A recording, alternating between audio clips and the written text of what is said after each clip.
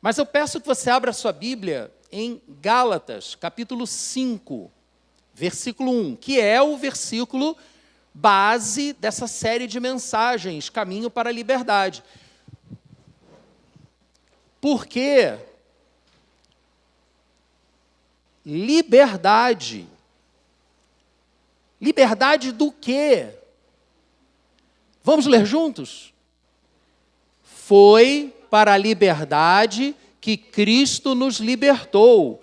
Portanto, permaneçam firmes e não se deixem submeter novamente a um jugo de escravidão.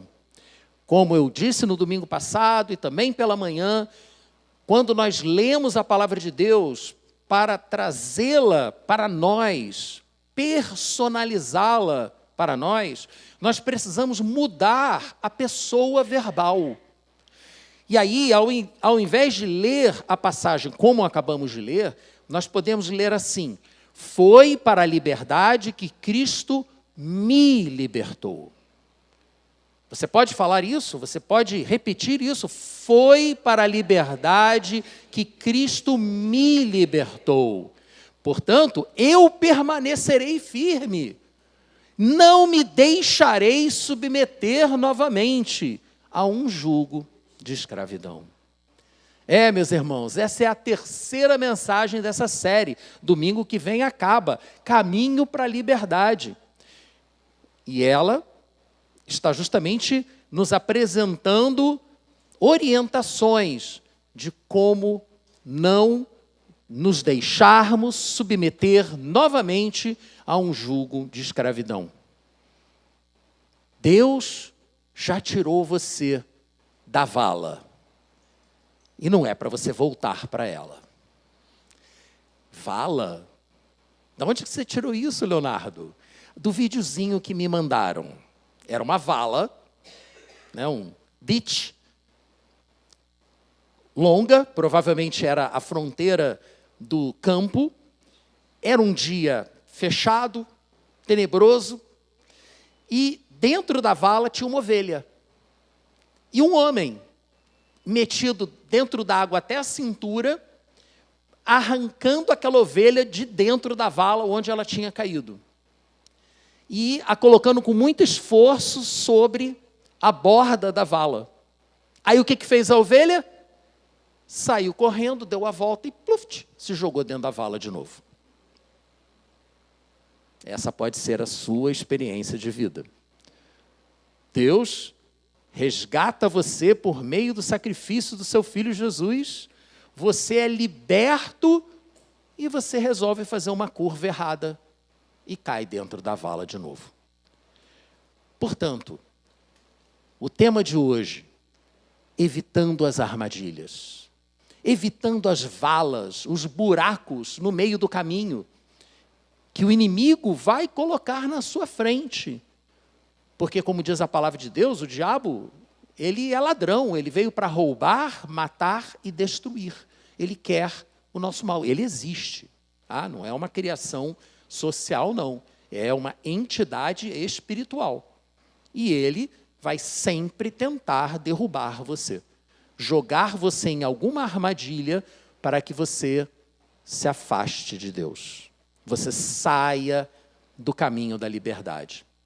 Essa será a ênfase de hoje. Como evitar cair nas armadilhas que possam voltar a te escravizar. Como evitar naufragar na fé.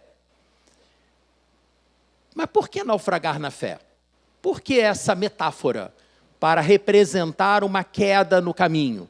Porque o próprio Paulo utilizou essa metáfora na primeira carta dele a Timóteo, que eu vou ler para você, capítulo 1, versículos 18 e 19. Paulo diz a Timóteo: meu filho, dou-lhe essa instrução, segundo as profecias já proferidas a seu respeito, para que, seguindo-as, essas profecias, você combata o bom combate, mantenha a fé e a boa consciência, que alguns rejeitaram. E por isso, por terem rejeitado, naufragaram na fé. Então, primeira pergunta da noite: para você trazer a mensagem para a sua realidade pessoal. É o que eu chamo de momento e daí. Tá bom, e daí? O que isso tem a ver comigo? Depende do que você responder para você mesmo. Você não vai precisar responder para mim, mas responda para você mesmo. Você consegue se lembrar de alguma vez em que você andou perto da borda e caiu? Caiu num buraco? Caiu numa armadilha? Você consegue se lembrar? Eu me lembro. Eu me lembro. E Paulo usou essa metáfora do naufrágio, não foi à toa, foi de experiência própria. Porque você pode ler depois, em 2 Coríntios 11, 25, Paulo relacionando tudo o que tinha acontecido com ele ao longo da sua carreira como missionário, como evangelista, Paulo afirmou que sofreu 3 naufrágios. Ele naufragou 3 vezes.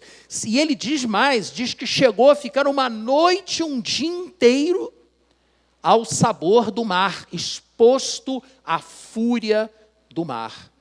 E, gente, ele escreveu isso antes da viagem que ele fez para Roma, que nós vimos na série passada sobre o livro de Atos, viagem na qual houve outro naufrágio.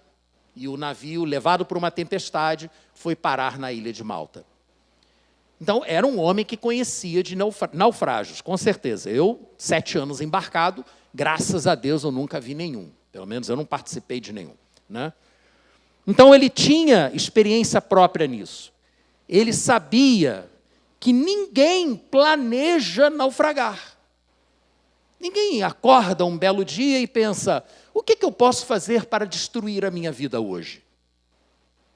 Alguém pensa isso? Alguém acorda com esse desejo de autodestruição? Não, é lógico que não.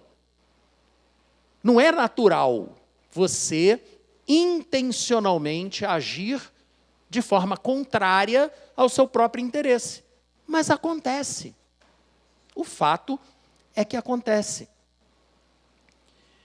Ninguém planeja cair numa armadilha, mas às vezes cai. Ninguém em sã consciência quer ser derrotado, mas, às vezes, inconscientemente, age de tal maneira que gera uma derrota. Há armadilhas que vão nos escravizar e que vão nos fazer naufragar na fé. E, gente, isso acontece, é muito comum isso. Ficando aqui no meio evangélico, quem é que nunca ouviu falar daquele pastor que caiu numa das 3 barras, tropeçou em alguma das 3 barras? Quais são as 3 barras que o pastor tropeça? É a barra de ouro, a barra da saia e o São João da Barra. Entendeu? Porque só no grau que o camarada aguenta. Acontece. Infelizmente, não só com pastores, né? Isso não é prerrogativa de pastor, mas muitas vezes a pessoa começa a se sentir tão pressionada, mas tão pressionada, que ela busca fugas. Isso a gente viu no domingo passado. Nós nos alimentamos de diversas fontes. Se você se alimentar de uma fonte que não te leve a Deus, naturalmente, vai te afastar de Deus. E não vai satisfazer o seu coração. Mas para não ficar na opinião, vamos para a Bíblia. O que a Bíblia nos fala sobre essa realidade? Olha, há diferentes exemplos, diversos exemplos, mas o exemplo mais cabal, mais claro do que significa dar passos que vão te levar para dentro de uma armadilha é a vida de Davi e o que ele realizou com a vizinha, que era a esposa de um dos seus oficiais, Batseba. E, gente, Davi foi um homem especial. No primeiro livro de Samuel, capítulo 13, versículo 14, O profeta Samuel diz que Davi era um homem segundo o coração de Deus. Um homem que saiu da função de pastor de ovelhas para rei, guerreiro habilidoso. Ele não era uma pessoa qualquer, mas mesmo ele caiu numa armadilha. Porque Davi era humano, e todo ser humano está sujeito a naufragar, se não souber navegar direito. Portanto, se por um lado, Davi teve fé e com isso venceu o gigante Golias, por outro lado, ele se deixou levar pelo seu próprio desejo e foi derrotado pela vizinha bonita. Naufrágios, assim como acidentes aeronáuticos, e nós veremos isso aqui na vida de Davi, não acontecem por acaso. E normalmente não acontecem por uma única causa. Existe até uma lei chamada Lei de Murphy. Murphy era um major da Força Aérea Americana que na década de 50 recebeu a incumbência de fazer um estudo sobre acidentes aeronáuticos.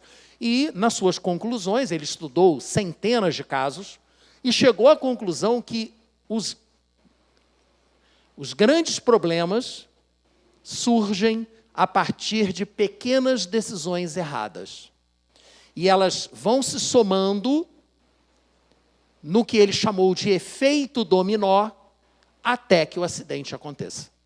Então não é assim, e aconteceu um acidente. Não, várias coisas costumam contribuir para que o problema aconteça.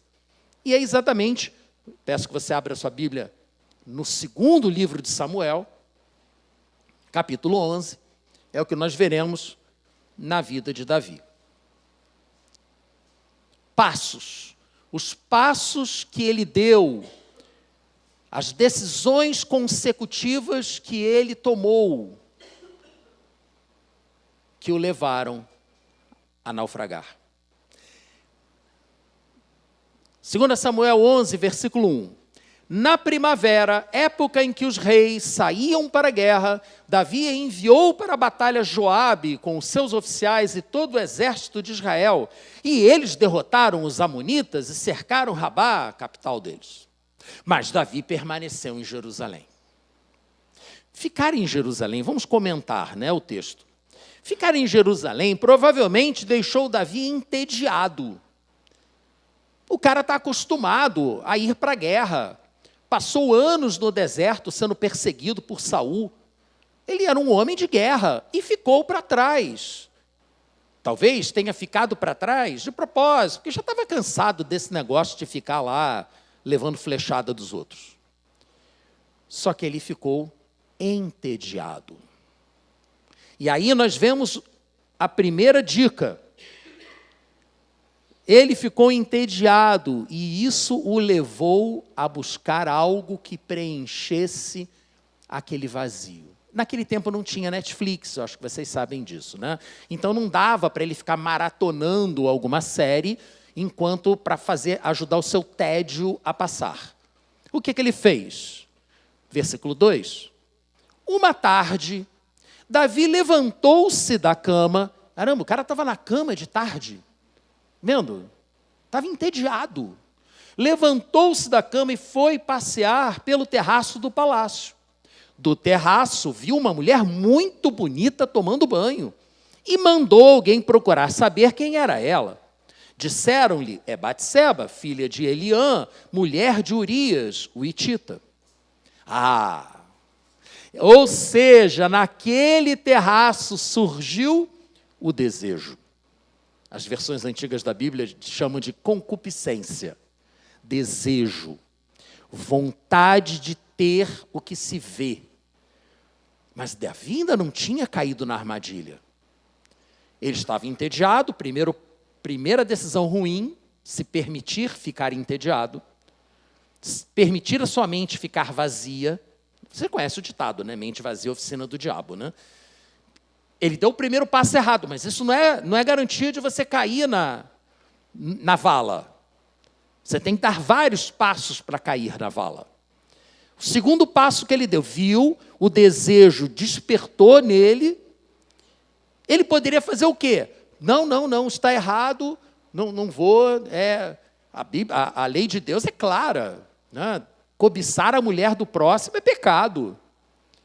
Ele sabia que estava errado. Ele podia ter tomado um outro caminho, feito uma outra escolha, mas ele deixou que a curiosidade falasse mais alto e mandou saber quem era.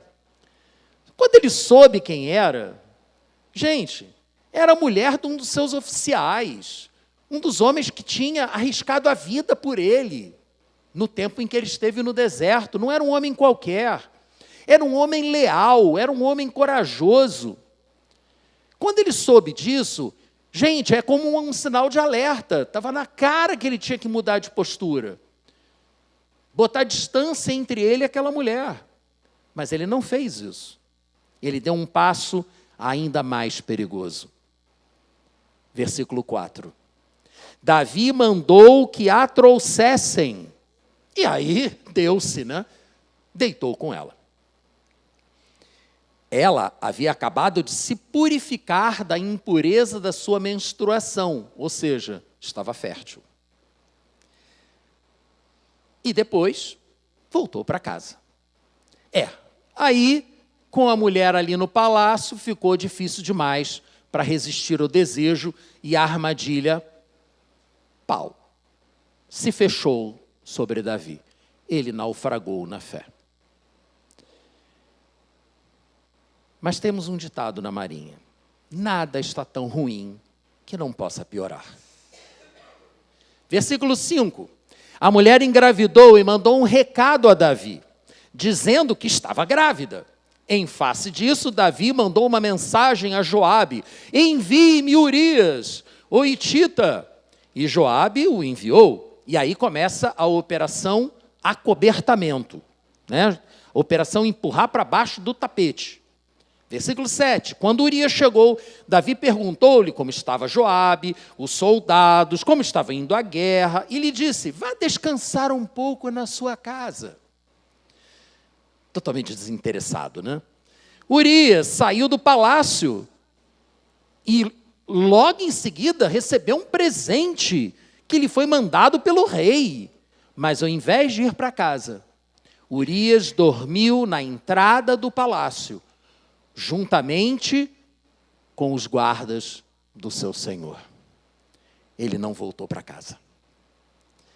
Versículo 10, quando informaram a Davi que Urias não tinha ido para casa, ele lhe perguntou, chamou-o novamente: vem cá, meu amigo, depois da viagem que você fez, por que você não foi para casa? E aí a resposta de Urias é um tapa na cara. Ele respondeu: a arca e os homens de Israel e de Judá repousam em tendas. O meu senhor Joabe e os seus soldados estão acampados ao ar livre. Como poderia eu ir para casa para comer, beber e deitar-me com minha mulher? Juro pelo teu nome, ó rei, pela tua vida, que não farei uma coisa dessas. Ou seja, para piorar a situação, Urias era um homem íntegro. Homens íntegros, de sólidos princípios morais, sempre correm muitos riscos numa sociedade corrupta. Eu comentei pela manhã que eu tenho um colega que estava insatisfeito com a nossa carreira e, se o cara tinha condições de passar num concurso para a Escola Naval, ele tinha condições de passar num concurso para alguma outra coisa, né? E aí ele passou num concurso para fiscal de posturas do município. Vejam, eu não estou generalizando, eu estou apenas comentando o causo desse meu colega. O que aconteceu com ele? Ele, todo certinho, né, vários anos de treinamento militar, chegou lá na repartição, deram para ele uma área para ele fiscalizar e ele saiu multando geral. Quando voltou, pegaram ele, levaram para uma salinha e deram uma prensa nele. Você está maluco? O que você está fazendo? Ué, estou fazendo o meu trabalho. Estou indo lá, a postura não está sendo cumprida, eu multo. Não, meu filho, não é assim. Aqui não é assim, não, cara. Não, aqui tem um acordo. Essas pessoas pagam para não serem multadas. Aí fala, não, isso comigo não vai funcionar. Então você vai morrer. Curto e grosso. Vai morrer. Aí, bom, temos que encontrar uma solução, né? Eu não posso abrir mão, já abri mão da Marinha, vou abrir mão desse... Não tem como. E aí chegaram a um acordo. Ele não iria para a rua. Ele iria ficar na repartição, cuidando das questões burocráticas administrativas. Iria receber o salário dele no final do mês, não iria atrapalhar a vida de ninguém e não iria morrer por conta disso. Gente, ser íntegro numa sociedade corrupta é muito difícil. Muito, muito difícil. Versículo 12. Então Davi lhe disse a Urias, fique aqui mais um dia, amanhã eu o mandarei de volta. Urias ficou em Jerusalém, mas no dia seguinte Davi o convidou para comer e beber, e o embriagou. Disse que iria mandá-lo de volta no dia seguinte, ao invés de mandá-lo de volta, chamou-o de volta ao palácio e deu-lhe um porre. Bom, será que assim essa integridade dele cai por terra? Deve ter pensado Davi, né? À tarde, porém, Urias saiu para dormir em sua esteira, onde os guardas do seu senhor dormiam, e não foi para casa.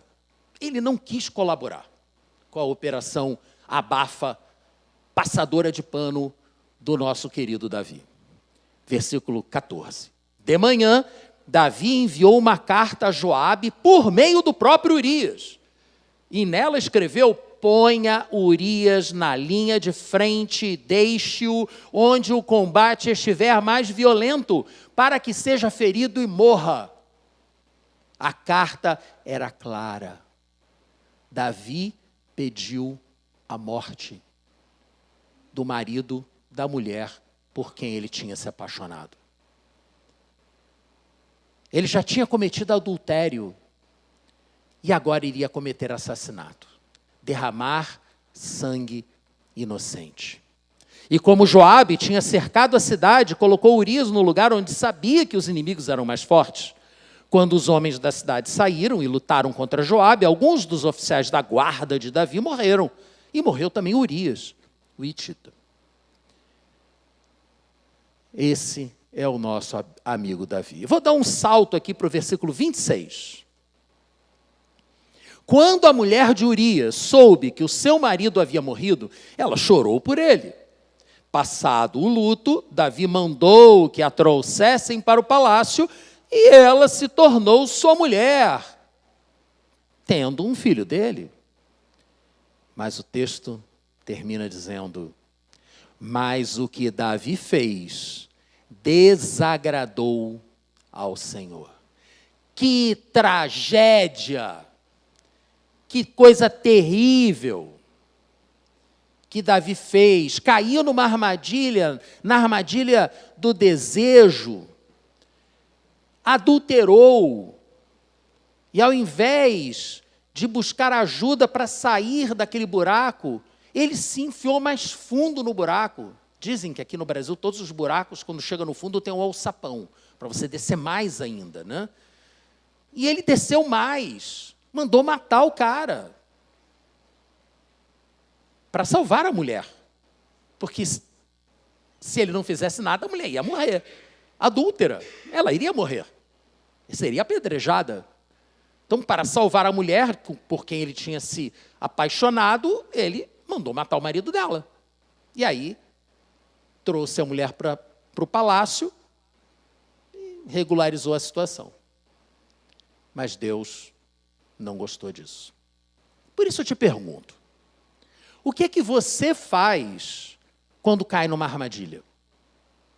Qual a sua postura? Qual a sua atitude? Já caiu. Você já deu passos errados e já caiu. E agora? Vai fazer o quê?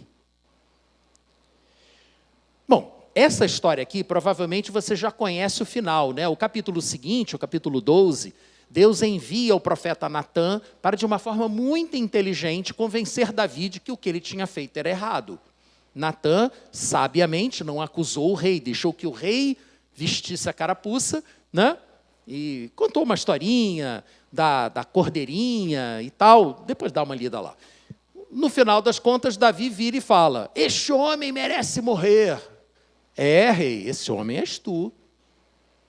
Tem várias esposas, várias concubinas, tu foi pegar a única mulher do teu oficial e ainda depois mandou matar? Você merece morrer. E aí, o que ele fez? Quando confrontado com o seu pecado, ele se arrependeu. E ele buscou o perdão de Deus. Houve consequências?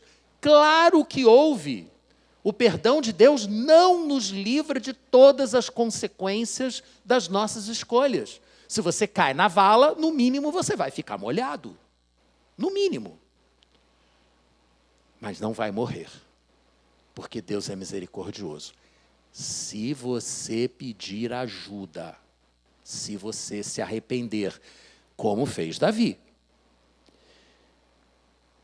não deixe escapar esse ensinamento. O fato de você já conhecer o final da história não deve permitir que você tire do seu foco, da sua atenção, as atitudes de Davi, os passos que ele deu, que o levaram a cair no primeiro buraco e que depois o levaram a aumentar ainda mais a profundidade do buraco onde havia caído. Gente, isso aconteceu com um homem segundo o coração de Deus. Você acha que não pode acontecer com você também? Pode sim.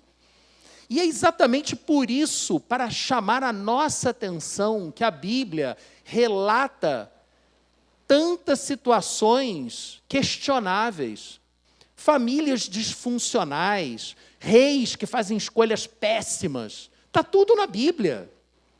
Paulo explica para a gente o porquê de histórias tão tristes estarem no texto bíblico. Está em 1 Coríntios 10, 11 a 12. É rapidinho. Essas coisas aconteceram a eles como exemplos e foram escritas como advertência para nós, sobre quem tem chegado o fim dos tempos. Ou seja, nós, sobre quem tem chegado o fim dos tempos, temos que ir ao texto bíblico para perceber as advertências que Deus está nos dando por meio dos exemplos dessas pessoas que fizeram coisas erradas, como Davi aqui nesse caso. Assim, conclui o argumento Paulo, aquele que julga estar firme, cuide-se para que não caia. Não ande na borda. Quem é que ouviu falar aqui da moça que resolveu tirar uma selfie no alto do prédio mais alto do Brasil, lá em Camboriú, e se debruçou na borda do campo de pouso, né? O nome não é esse exatamente, mas um L ponto. Tinha um L ponto no topo do prédio, ela se debruçou na borda e caiu. Não ande na borda. Ah, mas tem proteção. Não confia na proteção. Para que você vai se arriscar? Essas coisas acontecem. Então, esse alerta é para você também. E eu vou lhe dar 3 dicas. São 3 sugestões. Você vai seguir se você quiser. A escolha é sua. Mas se você quiser evitar cair em armadilhas, eu sugiro que você siga essas 3 sugestões. A primeira delas, esteja alerta.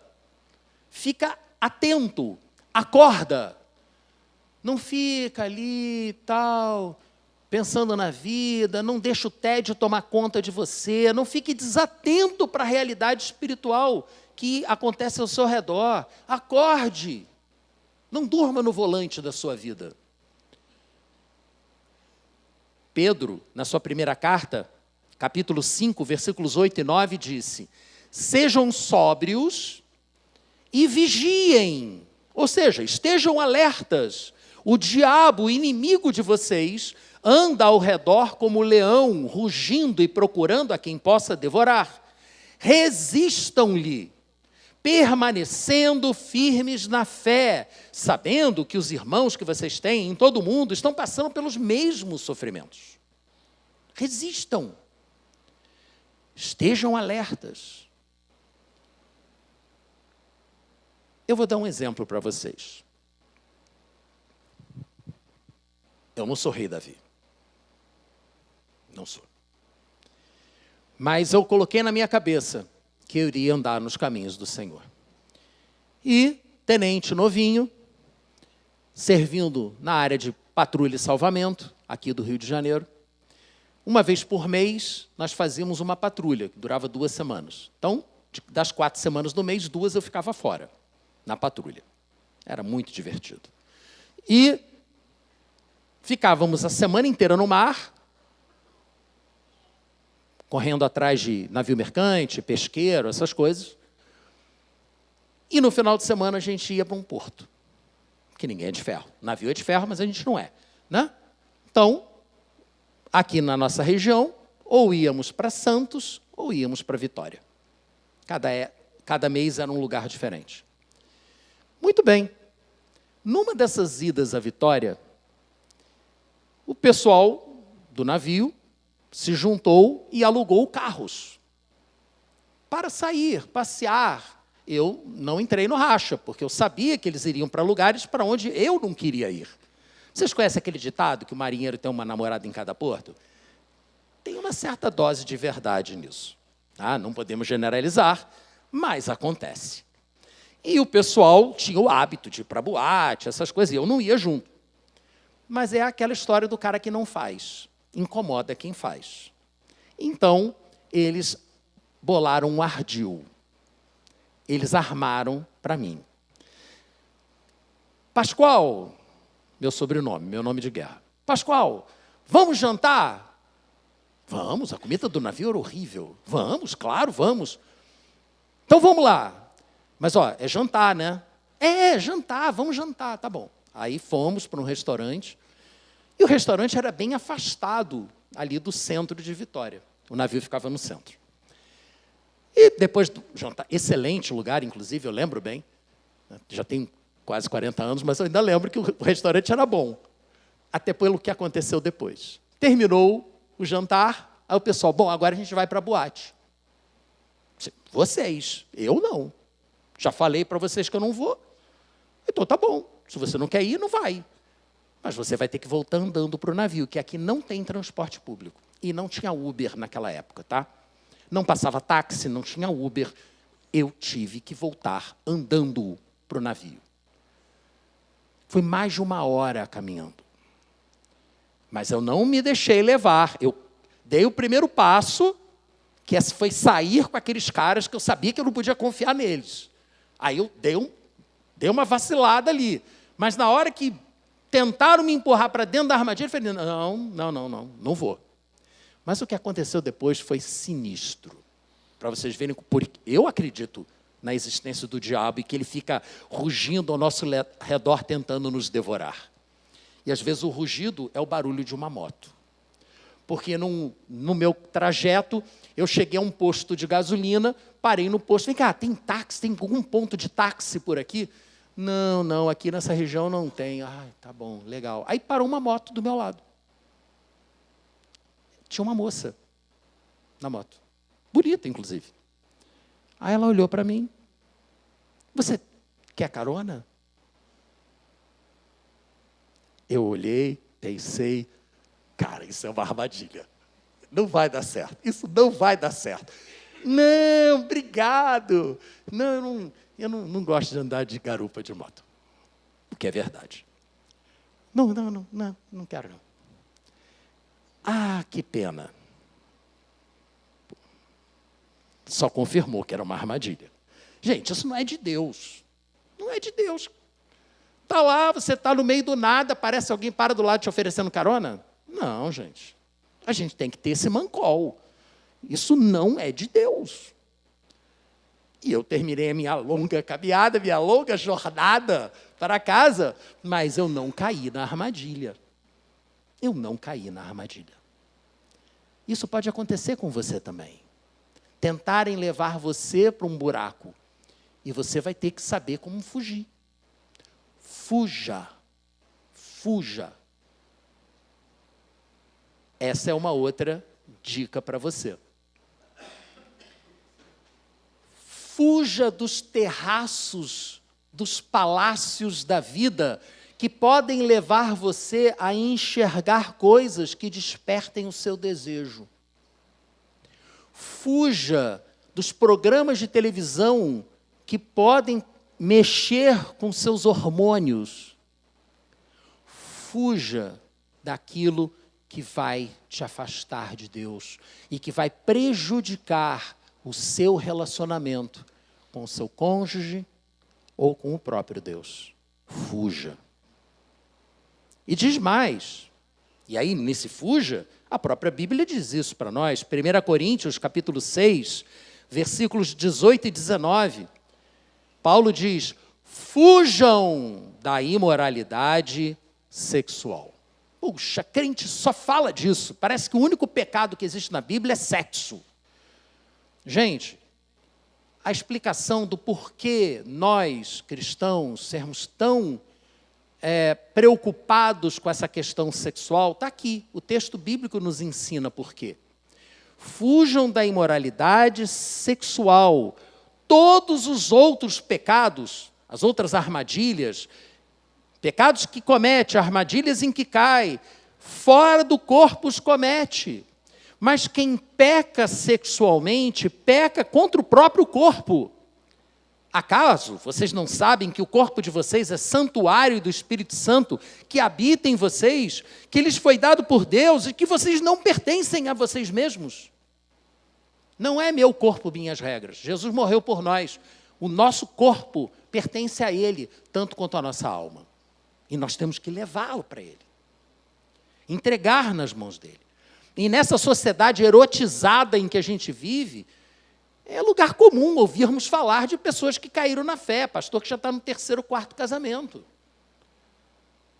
Eu não sou contra o novo casamento. Mas a coisa banalizou. Eu não gosto dessa música que você ouve. Fui.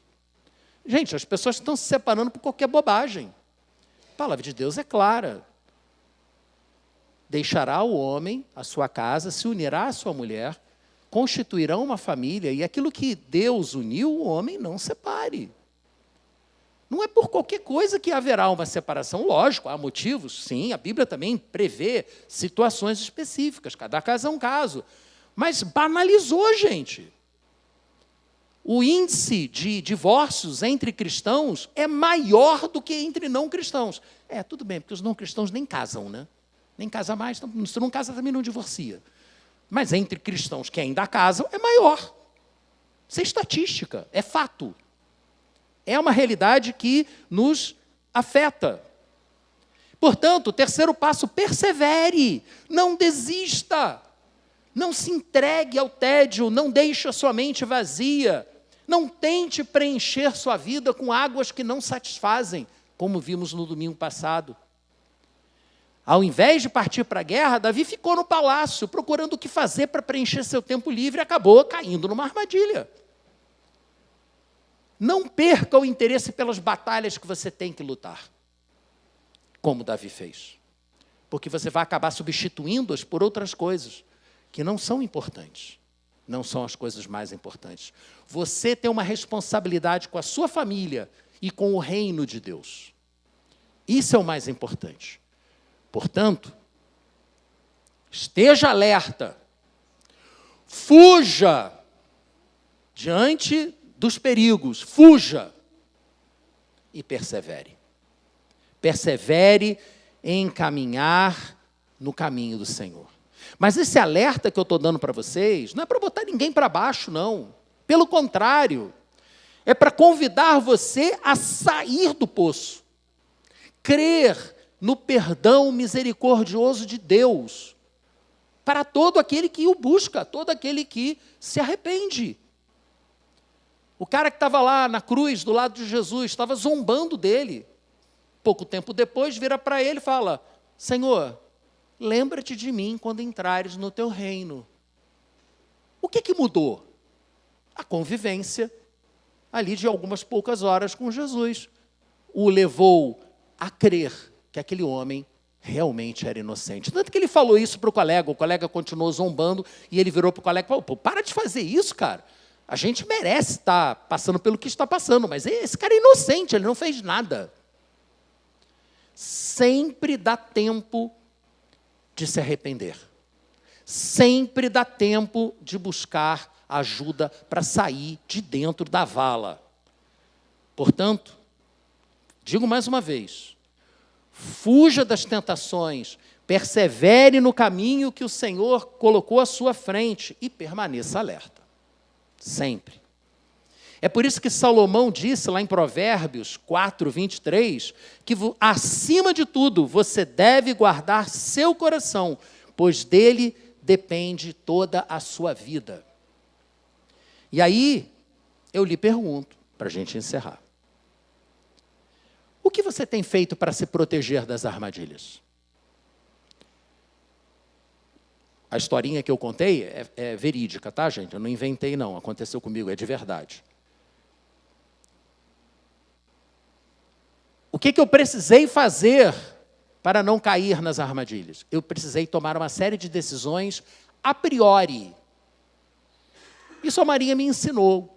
Quando você assume o serviço de oficial de manobra de um navio, você entra no serviço pensando: se acontecer tal coisa, eu vou fazer tal coisa. Se acontecer tal coisa, eu vou fazer tal coisa. São as respostas pré-programadas do comando. E você tem que ter aquilo tudo decorado, porque não dá tempo. Quando algum problema acontece, não dá tempo. Você tem que entrar no automático. É assim na vida da gente. A gente tem que se programar. Se acontecer tal coisa, eu vou fazer tal coisa. Se acontecer tal coisa, eu vou fazer tal coisa.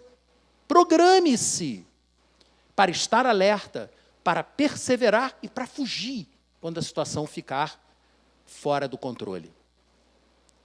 Quais limites você tem imposto às armadilhas que o diabo e o mundo que jaz no maligno tentam colocar na sua vida? O que você tem feito? Quais limites você tem posto às conversas com pessoas de sexo oposto? Tem que impor limites. Não dá para ser muito amiguinho de gente de sexo oposto, não. Tem que ter uma certa distância. Nós temos um irmão aqui na igreja que gosta muito de dar carona, mas quando a esposa não está com ele, ele vai dar carona para a mulher vai no banco de trás. Não fica sentada do lado dele. Ele até diz brincando: não, meu carro vira Uber. Porque ele não quer sequer sentar do lado. É direito dele. Foi a cerquinha que ele colocou para protegê-lo, para não cair do precipício. O que você tem escondido do seu cônjuge? Quais conversas que você tem mantido em sigilo? Nós temos um ministério de casais que está se formando aqui na igreja. Ele ainda não está totalmente ativo, mas temos procurado ajudar casais que estão passando por dificuldades de relacionamento. E uma das coisas que nós sempre falamos é: celular de marido e mulher não pode ter senha que o outro não conheça. Você tem que ter acesso ao celular do outro. E eu digo, e eu não participo de uma série de grupos de gente da minha turma, lá na Marinha, porque eu penso assim: cara, se a minha mulher pega o meu celular e vê um negócio desse, porque os caras botam aqueles videozinhos, né? Cara, não, isso aqui não. Eu tive que sair do grupo. Porque a minha mulher tem acesso ao meu celular. Ela pode ver todas as minhas mensagens, está tudo lá. Não escondo nada. Isso é uma proteção que você constrói para você. Porque você sabe que alguém está vendo. A gente sabe que o Espírito Santo está vendo, mas a gente consegue se enganar, né? O que você tem visto na televisão? Ou na telinha do celular, achando que ninguém sabe? A internet toda sabe. Tá? Não há segredos na internet. Tudo que você faz deixa rastro. E pode ser usado contra você. Adote algumas atitudes práticas para se proteger da borda do penhasco, da borda do buraco, da borda da vala. Mas admita, quando cair, que você precisa de ajuda. Para concluir, 1 João 1, 8 a 9. Se afirmarmos que estamos sem pecado, enganamo-nos a nós mesmos, e a verdade não está em nós. Mas se confessarmos os nossos pecados, Ele é fiel e justo para perdoar os nossos pecados e nos purificar de toda injustiça. Aleluia. Eu vou pedir que todo mundo feche os olhos agora, porque eu quero orar por você. Pela manhã eu fiz a mesma coisa. E farei de novo porque eu creio que é a vontade de Deus. É a minha missão enquanto estou aqui na frente. Como um profeta para a sua vida. Você está precisando de ajuda para sair de algum buraco? Levanta o braço para mim. Ninguém está olhando, está todo mundo de olhos fechados. Está precisando de ajuda? Ok, pode baixar os braços. Eu vou orar por todo mundo, tá? Mas por essas pessoas que levantaram os braços, a oração é especial.